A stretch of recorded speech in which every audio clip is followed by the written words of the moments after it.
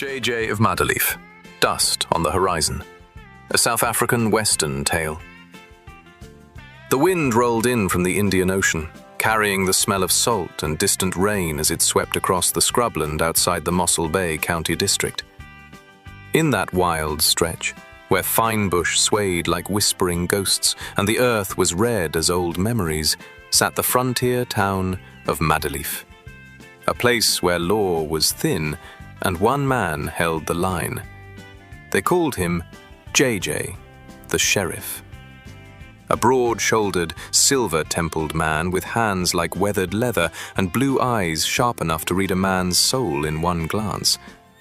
Folks said he could track a cattle thief through rock and stare down a charging bull without blinking. The town of Madelief trusted him, feared him a little, respected him completely. The trouble began on a dry afternoon, with the sun hanging heavy like a hammered copper plate. JJ stood outside the sheriff's office, testing the weight of the day with a quiet breath. The town was uneasy. Whispers drifted from the traders. The Blackthorn drifters are back. They hit a farm near Hartenbos Heartland last night. JJ will sort it. He always does. Kelly replied. He sure does, non-apologetically. Kelly is a pretty, soft-spoken young woman with long, flowing hair, a petite frame, and a warm, gentle smile that calms anyone around her. She's the devoted mother of two adorable kids who follow her like ducklings wherever she goes. Despite her small size, Kelly has a quiet strength and a brave heart. She often appears in town, maybe at the general store, helping with something, or pulling her toddlers out of trouble, bringing a bit of warmth, humanity, and tenderness to the rough frontier atmosphere. The Blackthorn drifters, a gang of rough riders led by the ruthless Bill Thorne, had been plaguing the Cape coastline for months, smuggling, stealing cattle, intimidating travelers on the old ox wagon tracks. JJ grinds his teeth and saddled his horse, Stormwind, a black mare with a temper to match. As he tightened the cinch, young Pete Jacobs ran toward him, breathless. Sheriff, they took my pa's horses, 4 of them, and they headed toward the Outaniqua foothills. JJ lowered himself to Pete's height, placing a heavy, reassuring hand on the boy's shoulder. He simply said, "I'll bring them back." And when JJ said something, folks believed it. Stormwind thundered across the plains, hooves pounding like war drums. JJ rode with the calm focus of a man who had chased trouble his whole life.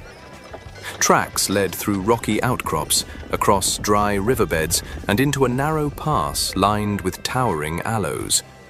The world grew quiet, dangerously quiet. JJ slowed the horse.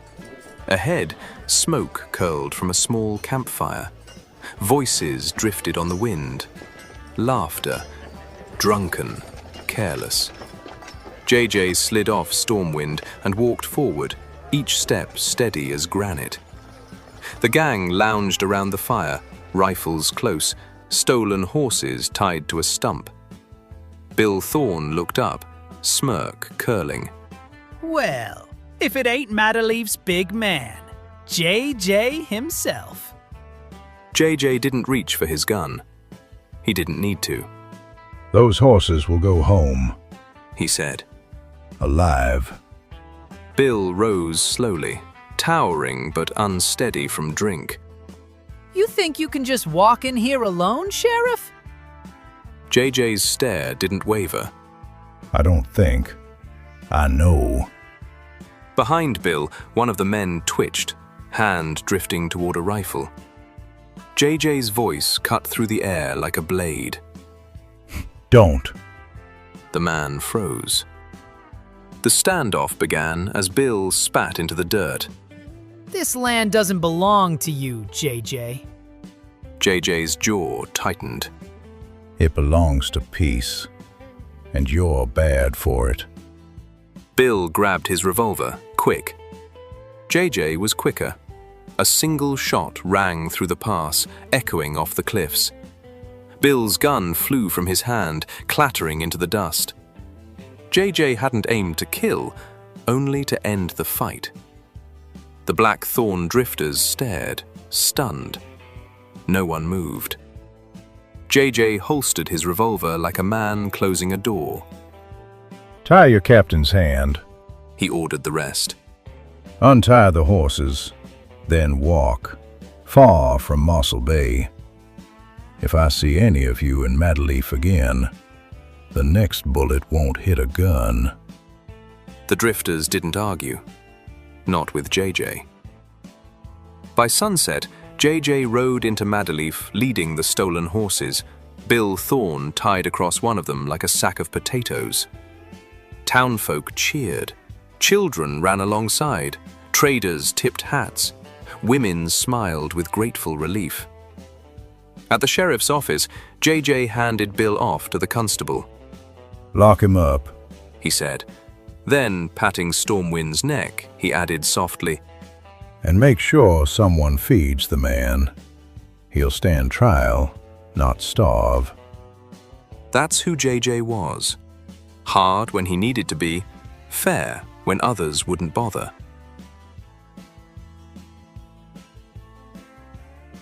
As the stars rose above Mossel Bay and the lanterns of Madelief flickered to life, JJ leaned on the porch rail, watching the peaceful little town he had promised to protect. Tonight, it was safe. Tomorrow, who knew? But so long as JJ wore the badge, Madelief would stand strong. The people of Madelief slept easy that night. Lanterns glowing softly behind thin curtains, dogs snoring on stoops, the ocean breeze rolling up from Mossel Bay like a lullaby. Only JJ stayed awake. He stood on the balcony of the sheriff's office, the same balcony that he built himself, his arms folded across his chest, eyes scanning the quiet, sweet road area. A man like him didn't celebrate victory. He simply waited for the next challenge. And it came sooner than anyone expected. A scream shattered the stillness, sweat dripping from his temple. Constable, talk to me, JJ said, helping him sit up. Julian blinked hard. Sheriff, it was an explosion. They blew the back wall. Thorne, he's gone. JJ's jaw clenched like a trap. The blackthorn drifters had returned. They'd come right into Madelief, bold, reckless, desperate. And they'd taken Bill Thorne with them. JJ rose, fire in his veins. Sound the bell, He ordered. Wake the town. Minutes later, JJ burst out of the stable with Stormwind, as he ried out hooves, sparking as she hit the cobblestones. Townsfolk gathered, whispering, frightened. Where you going, Sheriff? Asked handyman Andre, with his wife Anne by his side. Andre and Anne have been amigos with JJ and Linda for many years. They have been riding together from the gold fields in the smoky Val district way up north. JJ swung into the saddle. Hunting. This wasn't about cattle. Not stolen horses, not petty threats. This was war. He tracked the gang's route through the dunes toward the coastline. Moonlight flashed on the water. Stormwind kicked up sand like smoke as they galloped toward the abandoned lighthouse at Frenchman's Corner. JJ knew that place. Too quiet, too empty, too perfect for an ambush. As JJ rode hard toward Frenchman's Corner, the wind carried another sound. Singing, loud, off-key, and getting closer. Out of the dune mist stumbled a small, dust-covered man wearing a giant sombrero far too big for his head. A guitar hung on his back, broken, 3 strings missing, and a half-eaten cook's sister was stuck to his mustache. He waved dramatically at JJ. Yeah, Signor Sheriff. Yeah, Signor Sheriff. Amigo JJ. Caballero of Justice. He cried, nearly tripping over his own feet. JJ pulled Stormwind to a halt, squinting. Carlito? Carlito El Tornado Ramirez, self-proclaimed musician, part-time horse groom, full-time chaos generator, had mysteriously arrived in Madelief months ago after accidentally boarding the wrong ship from Mexico, and also accidentally falling off it. Carlito placed a hand on his heart. Sheriff, I come to warn you. I have seen the bandidos, the drifters. They ride like angry chickens with dynamite. Carlito, what exactly did you see? Carlito puffed up proudly. I was hiding behind a bush. Why? Because a seagull tried to steal my hat, senor. A very aggressive, angry seagull. JJ rubbed his forehead. And then? I heard them, the bad hombres. They said they wait for you at the lighthouse. I wanted to follow, but... Carlito pointed at his mule standing behind him, tiny, scruffy, and chewing JJ's saddlebag somehow from 2 meters away. Chiquita here is not, how you say, built for speed. JJ checked the tracks in the sand. Carlito wasn't lying, for once. Get back to Madelief, Carlito, JJ said. Carlito saluted with exaggerated drama, nearly falling off Chiquita as he mounted.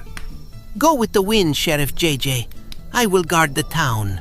I, Carlito El Tornado, protector of the innocent, eater of kook sisters, defeater of angry seagulls. JJ rode off. Behind him, Carlito shouted, And if you do not come back, senor, can I have your horse? Just asking. Yes, Senor Sheriff. Please watch out for the crazy seagulls. Stormwind neighed angrily. Carlito shrieked. Chiquita bolted sideways into a bush. JJ shook his head with the faintest smile. Chaos followed Carlito everywhere. But sometimes, chaos carried useful news. He slowed as he approached the cliffs. The lighthouse stood crooked in the moonlight, shutters clattering like old bones. Stormwind snorted, restless. JJ felt it too. Then, a gunshot ripped through the night. The bullet missed his head by inches, smashing into a boulder. JJ dove off the saddle. 3 drifters fired from behind rocks and dune bushes.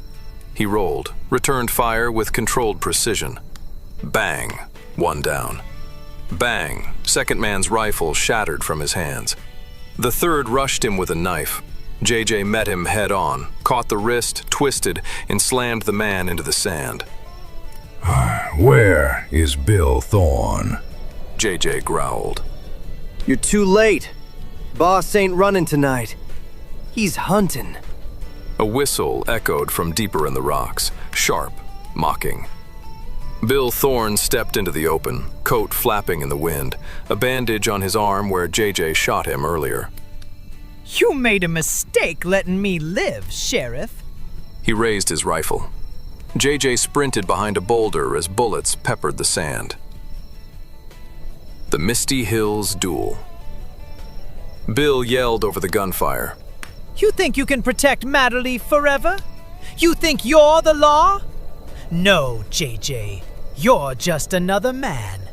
And tonight, I bury you under the waves. JJ checked his revolver. 2 bullets left. Stormwind neighed behind him, pinned down. JJ breathed slow, steady. Then, he stepped out from cover. Bullets hissed past him like angry bees. JJ fired once. Missed. Bill laughed. You're slowing down, old man. JJ stepped closer, calm, focused. He fired his last bullet.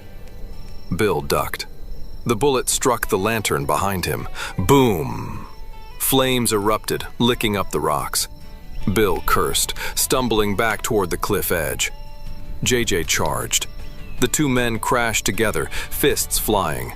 Bill swung wild. JJ blocked and answered with a hammer of a punch that cracked Bill's jaw.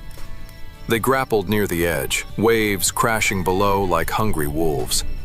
Bill pulled a hidden knife. JJ grabbed his wrist, twisted. Then Bill lunged again, but JJ planted his feet and shoved him back hard. Bill stumbled, tripped, and fell off the edge with a scream, swallowed by the ocean.